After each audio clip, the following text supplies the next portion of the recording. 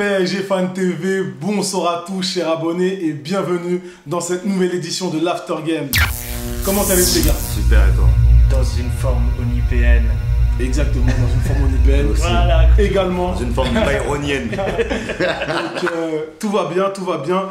Pour commencer directement, je vais vous demander vos impressions sur la dernière sortie de Kylian Mbappé sur RMC.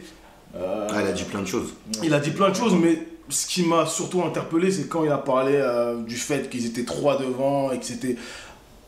Sa part du gâteau était pour le coup divisée et il a appuyé sur l'adaptabilité de l'équipe à mettre en place notamment le jeu de Mauricio Pochettino. Et voilà. Quelles sont vos impressions, Oni, pour commencer? De façon générale, comme tu l'as dit, il avait fait son interview sur RMC avec Roten.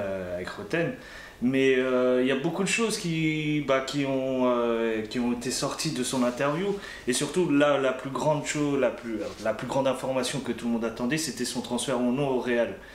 Ça, c'est pas la question que tu as posée, mais oh, mais c'est important, c'était en tout cas, quand je parlais avec les supporters parisiens et même vous, de votre côté pareil, c'est surtout, pas un soulagement, mais enfin, il a parlé. Mais là où je voudrais pointer quand même un peu du doigt, c'est que c'était pas une surprise qu'il voulait aller au Real. Après, ok, sur le fait de sa non-prolongation ou pas avec le Paris Saint-Germain, il a expliqué la situation, il a expliqué les points de vue de chacun, que ce soit Nasser, Leonardo ou Kylian. Ce qui est intéressant aussi, c'est qu'il dit qu'il n'y a pas de colère entre eux, il n'y a pas d'amnésiosité entre eux, il n'y a pas de rancœur. Et ça, c'est important de savoir qu'il n'y a pas de rancœur malgré les positions de chacun. Ça, je trouvais ça intéressant de savoir son point de vue, vu qu'il jusqu'à maintenant, il n'en avait pas parlé. Après, concernant l'arrivée de Messi et le fait qu'il a moins sa part habituelle, alors que c'est un joueur qui quand même aimante pas mal, dès qu'il y a un assaut offensif, il aimante pas mal le ballon. Ça va forcément dans ses pieds, on va directement ou instinctivement, on va le chercher. C'est quelque chose que chaque joueur le fait.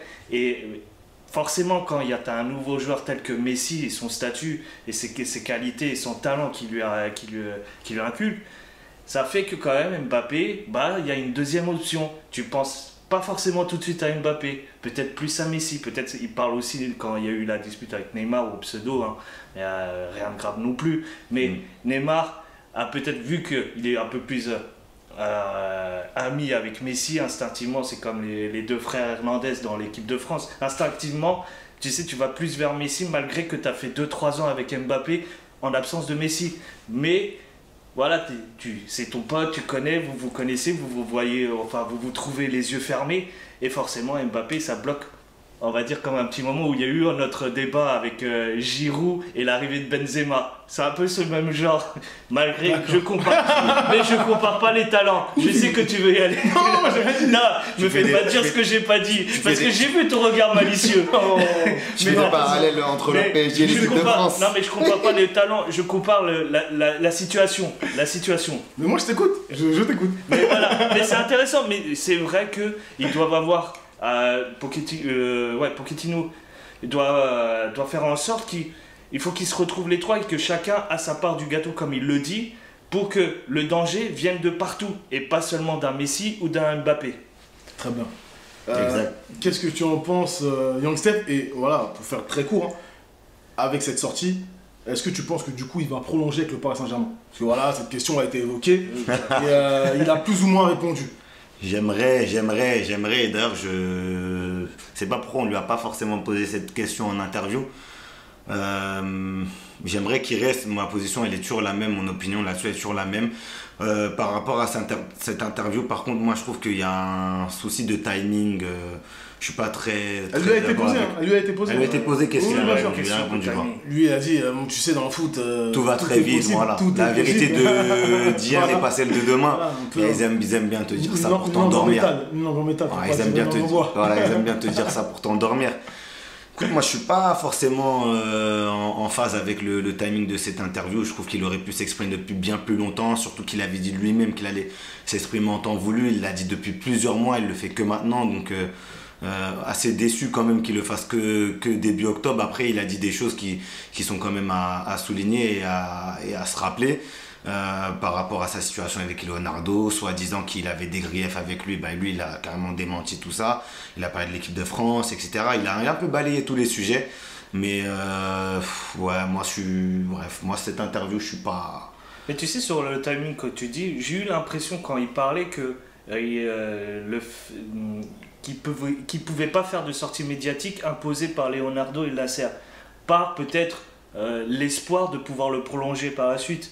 Ne pas le laisser. J'ai eu cette impression-là quand il apparaît, je sais pas pour vous si vous avez eu ça, mais j'ai cru comprendre que voilà, il savait qu'il voulait partir, il l'a prévenu, soit entre guillemets, je dis ça entre guillemets. Après moi ce que il l'a prévenu, mais Nasser il a mis un stop, tu joueras cette année-là, pas de souci, il a accepté, mais que il a dit ok oui très bien, si vous voulez pas que je parte, je reste. Ouais, et je ferai mon boulot et je ferai mon travail. C'est le contrat. Mais il y a un contrat, il y a une deadline sur le contrat. Mais cette question de timing, j'ai l'impression que c'est plutôt le club qui lui a demandé cette faveur, en tout cas, de pas faire ça. Par contre, moi il y a un truc dont je suis pas pour répondre à ce que Onipi dit. C'est crédible parce que de toute manière ils ont des indications et des obligations. Bien sûr, c'est pour ça que j'ai eu n'importe où et n'importe quand. C'est pour ça que c'est un peu malhonnête ou tu vois ouais, tu dis qu'on parle de timing, c'est pas forcément justifié. De culpabiliser ou en tout cas de pointer du doigt Kylian si quelque part il a respecté ses engagements envers son club qu'on lui a demandé de faire. Moi un truc par rapport à cette interview, c'est lorsqu'il dit au sujet c'est lorsqu'il dit j'ai prévenu le club fin juillet. Donc moi je comprends fin juillet quand tu es revenu de tes vacances post-euro. Mais tu as prévenu le club fin juillet. Tu n'as pas prévenu nous les supporters. Nous ça fait plusieurs mois, plusieurs semaines qu'on est dans l'attente d'une réponse, qu'on attend d'être fixé. On a toujours dit le club il est au-dessus de tous les joueurs. Il n'y a aucun joueur qu'au-dessus du club. On est supporters du club, on adore le PSG. On était là depuis l'époque d'Amara Diané et peut-être même bien avant l'époque de Rony.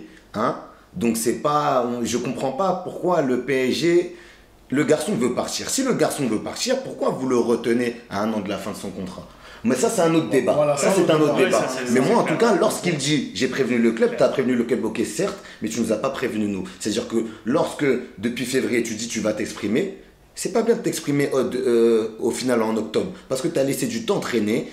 Et c'est pas bon parce que pour moi il n'a pas tenu entre guillemets ses engagements. Quand je te dis le timing de l'interview n'est pas bon pour moi, c'est par rapport à tout ce qu'il a dit en fait avant, où il dit en quelque sorte qu'il promet qu'il va s'exprimer et il nous prend pour des cons, j'ai envie de dire clairement. Après voilà, c'est des sorties qui sont orchestrées, programmées, tu peux pas dire n'importe quoi, n'importe quand.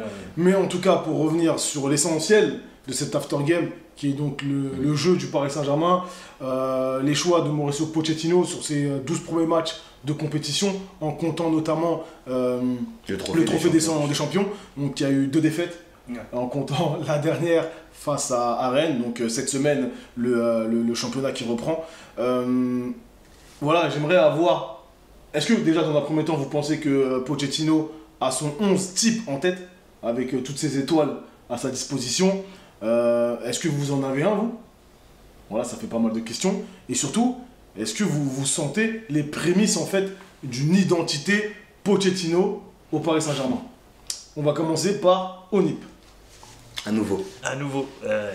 Écoute, concernant un petit peu ce que tu viens de dire, son 11 type, si Pochettino l'a en tête, oui, je pense qu'il l'a en tête, mais je pense qu'il n'a pas l'effectif, il n'a pas les joueurs disponibles à ce moment-là. Je pense peut-être qu'avec un Ramos, il prévoyait quelque chose. Messi, Neymar, Mbappé, ça fait pas longtemps qu'il a pu le mettre en place. Donc, quelque part, en tout cas, je pense que oui, il a ses joueurs, il a sa formation et sa tactique dans sa tête préparée en amont. Mais je pense que là, pour l'instant, il n'a pas encore les joueurs disponibles, ou en tout cas à 100% de leur capacité. C'est ça le problème.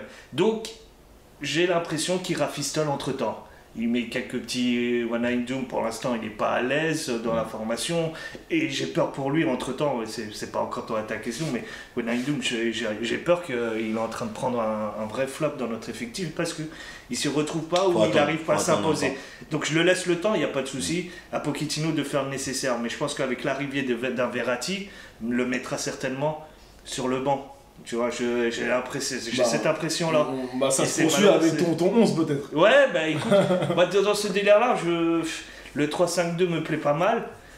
Mais le 3 avec un Ramos en forme, s'il est blessé ou s'il n'est pas en forme, ça sert à rien parce qu'il n'a pas les joueurs pour. Donc c'est le système que tu privilégierais clairement, quand tu vois le début de saison. Avec les deux pistons sur les côtés, avec Hakimi et Mendes sur le côté, merci.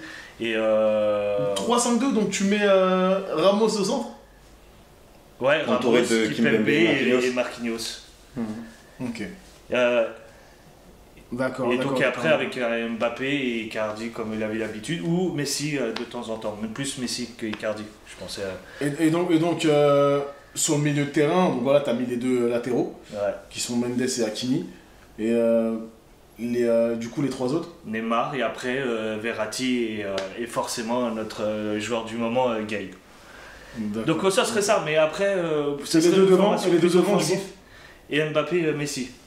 Mbappé, Messi, donc Di Maria sont... Ouais, malheureusement, mais bon, c'est le type de joueur, malheureusement, toute sa carrière, il a connu, il a aidé le club comme il pouvait, et quand il y a eu meilleur ou plus utile, ou qu'il était dans le jeu de l'entraîneur, souvent il se retrouve sur le banc, mais malheureusement, il est tout aussi important, mais... Et franchement, faut faire des choix. C'est clair qu'il faut faire des choix parce que Di Maria, il a tellement fait pour le club, il nous a tellement fait vibrer, et je mets pas en doute son talent et puis ce qu'il peut apporter dans un match, mais c'est clair qu'il prendra un petit coup en allant sur le banc, et malheureusement ce sera malheureux pour lui parce qu'il se dira putain, j'ai tant donné au club et c'est comme ça encore qu'on me remercie. Un peu à la Cavani un petit peu, j'ai l'impression qu'il est en train de partir, mais ouais, donc je partirai dans ce 11 là. Et Pochettino pour finir sur Poche, c'est que malheureusement j'ai l'impression que tous les joueurs ne sont pas à 100% et la patte Poche, je la ressens pas encore parce que jusqu'à maintenant, j'ai pas l'impression, mais c'est plus un constat que jusqu'à maintenant tous les matchs sont gagnés par des exploits individuels. Voilà, pas collectif pour l'instant. C'est vrai, mais jusqu'à maintenant, voilà, Poche il est arrivé, on le demande si sa patte on la ressent ou pas, je te dis non parce que c'est la même chose qu'il y a des saisons précédentes. Donc c'est pareil. Ce sont les restes de Thomas Tuchel. Probablement, ou bien avant encore. C'est pas moi qui a dit son nom. Il y a peut-être du Emery derrière aussi. Carrément. Donc Steph, pour toi, voilà, t'as fait plusieurs sorties par rapport à notamment l'identité de jeu. Je pense tu penses qu'il a son 11 en tête? Oui, je pense qu'il a son 11 en tête. Clairement. Je pense qu'il a une idée de ce à quoi ressemble. Et donc tu mettais Donnarumma dans les buts ou pas? Parce que... Ouais, je mettrais Donnarumma par contre. Là tu tranches. Je tranche clairement, tu mets Donnarumma. C'est vrai qu'on a quand même omis de parler de... Ouais, le gardien, c'est vrai qu'on n'y a pas pensé, mais c'est important. Mais je suis team Donna. Ah ouais, ok. Je suis team Donna. Ah, carrément, ok. Donc, team Keller. Et j'oublie pas Navas, j'oublie pas pour autant, mais je pense aussi à l'avenir. D'accord, Yang? Ouais, écoute, moi je pense qu'il a son 11, en tout cas il a une idée de ce à quoi ressemble son 11 type. Après, quand même, je pense qu'il a du mal. En tout cas, on l'a vu sur le match de Rennes où ça ressemblait pour moi clairement à un 11 type de la part de Mauricio Pochettino. Il a du mal à bien le faire jouer ce 11, ou en tout cas à bien faire passer son discours, ou peut-être que même son discours passe, mais par rapport à ce qu'on a vu sur le match de Rennes, parce que c'est vrai que maintenant après coup, quand j'y repense, c'est vrai que ça a quand même bien tripoté à la baballe. Ça s'est cloué au City Stade, notamment sur les mecs de devant. Et peut-être que c'était pas du tout dans les consignes de Pochettino. Pochettino, peut-être lui, voulait que les joueurs soient cliniques, que ses attaquants soient cliniques. Et ça l'a pas été sur la première mi-temps de Rennes. On en a payé ensuite le prix le plus cher. Mais tu veux toujours oui, voilà, tu vois. Donc, mais je pense qu'il a un 11 type en tête. Je pense qu'il l'a déjà mis sur un terrain C'était donc le match de Rennes. D'accord, donc ça veut dire que Ramos ne fait pas partie. Tu dis en gros que Ramos ne ferait pas partie de ce 11 type. Ah, je vais nuancer. Et je pense que malgré cette contre-performance qu'on a fait à Rennes dernièrement, je pense qu'il faut remettre ce 11 à nouveau, qui puisse montrer un meilleur visage, un visage plus tranchant, notamment offensivement, et défensivement beaucoup plus rigoureux que ce qu'on a vu à Rennes. Et pour nuancer, je pense que dans son 11, il y a des garçons, justement on a parlé longuement d'un de ces 3 garçons que je vais évoquer, il y a 3 garçons qui, je pense, vont quitter bientôt ce 11. Parce que je pense qu'ils ne sont pas dans la tête, dans les papiers de Pochettino quand ça va devenir vraiment crucial et qu'il faudrait mettre la vraie équipe type. Donc ces garçons, pour moi, ce sont Presnel Kimpembe sur la ligne défensive.